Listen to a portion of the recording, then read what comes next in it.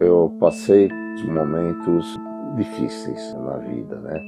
Para quem não conhece a doutrina espírita, não tendo esse consolo, eu acho que é um pouco mais difícil suportar, né? TV Mundo Maior, junto com a RBN, nos mostram um caminho, né? Olha, o caminho é este, mas cabe a nós percorrermos.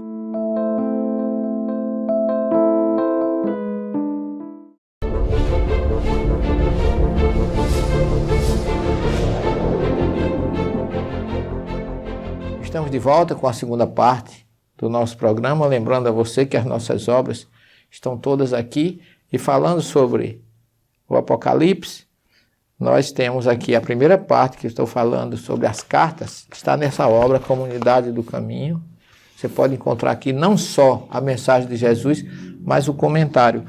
Essa que ele coloca aqui, que eu terminei a primeira parte do programa sobre ela, falando sobre vós, os demais em Tiatira, a tantos quanto não têm esse ensinamento, não porei outra carga sobre vós. A singularidade de Tiatira residia no aspecto comercial, através de sua posição geográfica, pois possuía um intercâmbio comercial entre a Europa e a Ásia. No entanto, a idolatria estava presente nesta prática comercial. Os membros da comunidade deveriam decidir o que fazer nessa circunstância, já que muitos eram profissionais da área do comércio. No entanto, a comunidade não sofria perseguição religiosa. Agora veja bem, o perigo estava dentro da própria comunidade e tinha um cognônimo, Jezabel.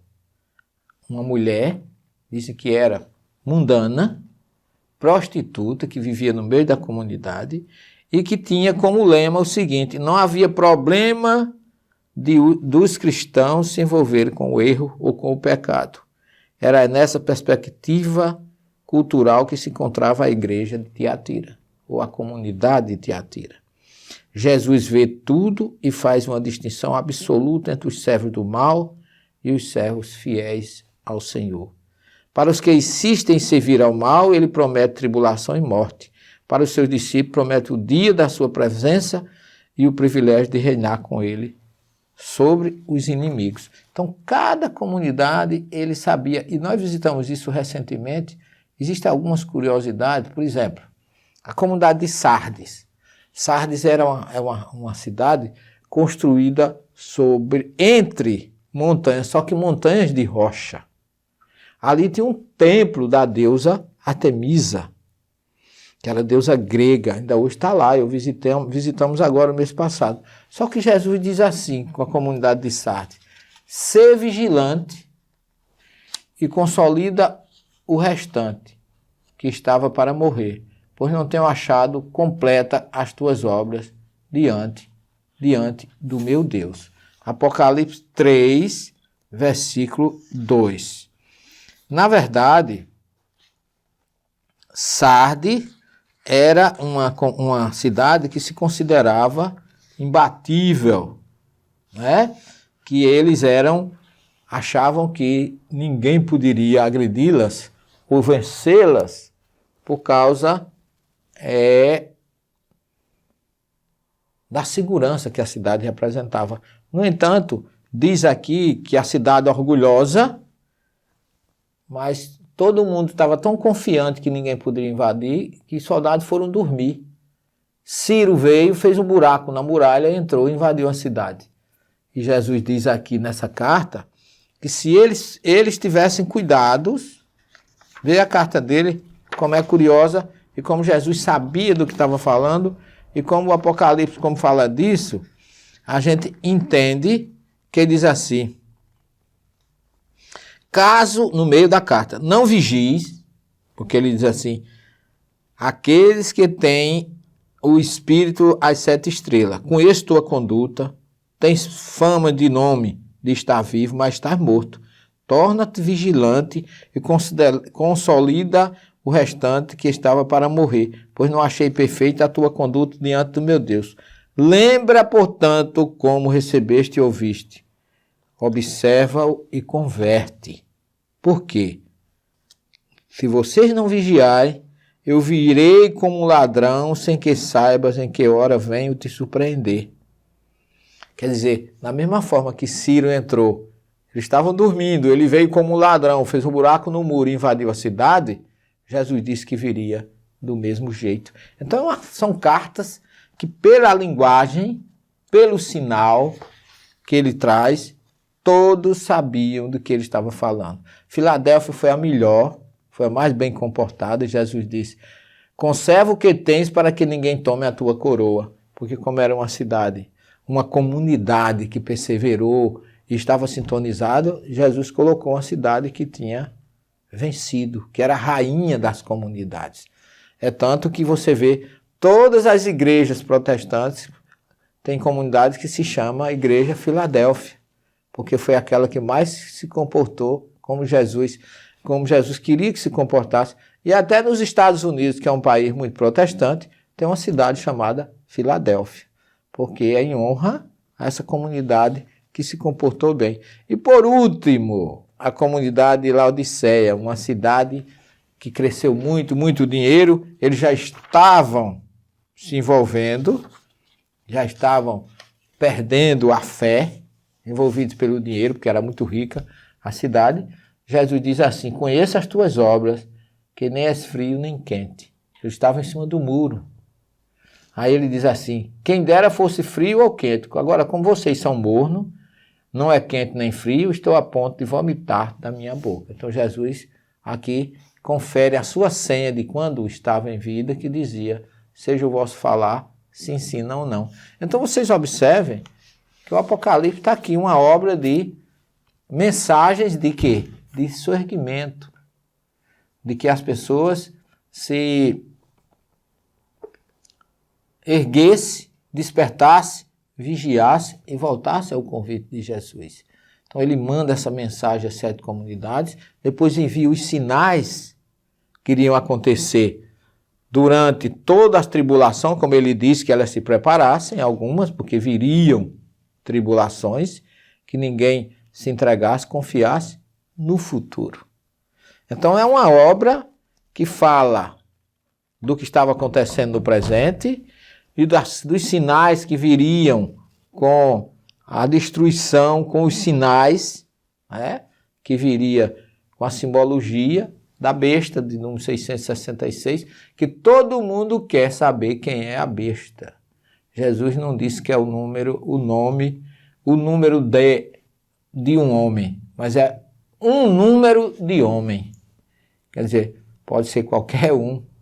Daí porque ninguém pode dizer que foi um, foi outro, foi Hitler, foi Kardec, porque eu já vi muita gente dizer, fazer suas analogias. Eu também fiz.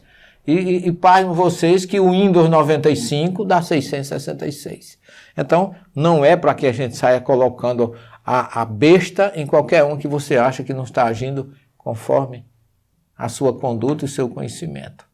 É preciso que nós entendamos que o Apocalipse é uma obra de surgimento, como eu já falei, de sinais para os cristãos entenderem que era Jesus estava falando uma linguagem judaica, porque a maioria era judeu, e o romano não conhecer. O romano não ia conhecer aquele sinal, mas os cristãos conheceriam o que era 666, qual era as 72 semanas de Daniel, toda uma certa simbologia que representava uma intermediação entre o convite a eles terem esperança nas 7 comunidades fundadas por João, ficarem esperançosos, porque eles não estavam sós. Cada comunidade tinha um candelabro zelando por ela. E Jesus volta como o cordeiro, agora transformado em leão. O cordeiro imolado ressuscita como o leão de Judá, vencedor, como está lá nas profecias de Jacó no Gênesis, que todas as nações se